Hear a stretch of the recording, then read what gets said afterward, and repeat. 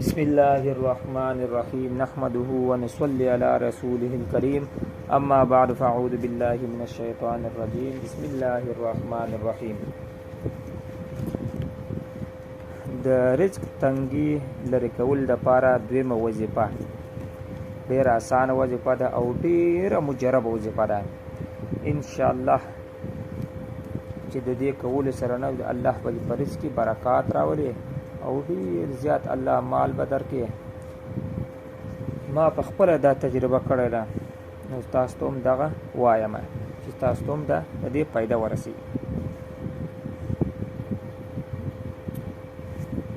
چې کله تنګي طبيعت ته خنيه چې پیسې دي پکار وي خورازي نه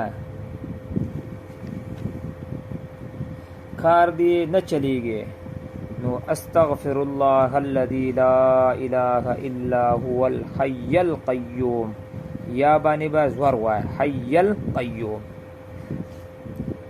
دا زور به وای پکار دی حي القيوم وای. د شاه منصور رحم الله نه دی دا د خپل پلار نه تپوس وکي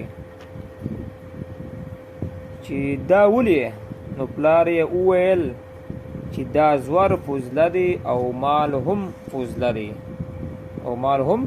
دی دوی ته به مال ډیر راځي زور هم فضله دی او مال هم فضله دی دې سړي ته به مال ډیر راځي او چې کله پیښ وایه کنه استغفر الله الذي لا اله الا هو الحي القيوم یا باندې پیښ وایه حي القيوم نو دنه حالت به د خکیږي په دې پیښ سره به د دنه حالت خکیږي او په زور سره به د دنیایي حالت خکیږي.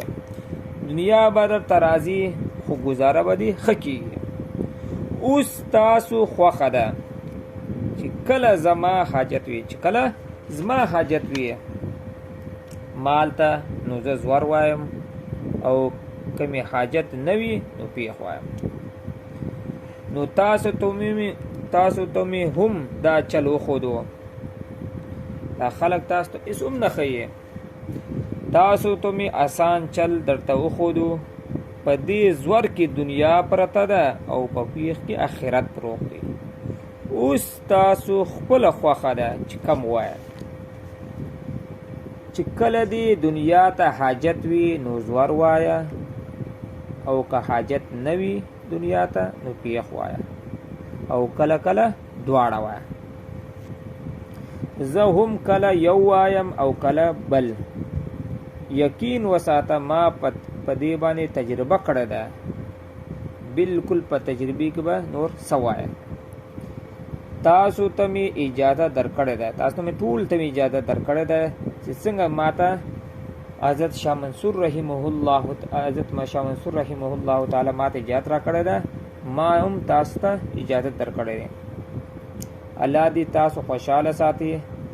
دا ځان سره هم وایا کور کې زما مندي رونه خوندي هم وایا پرېز کې به دې برکت وي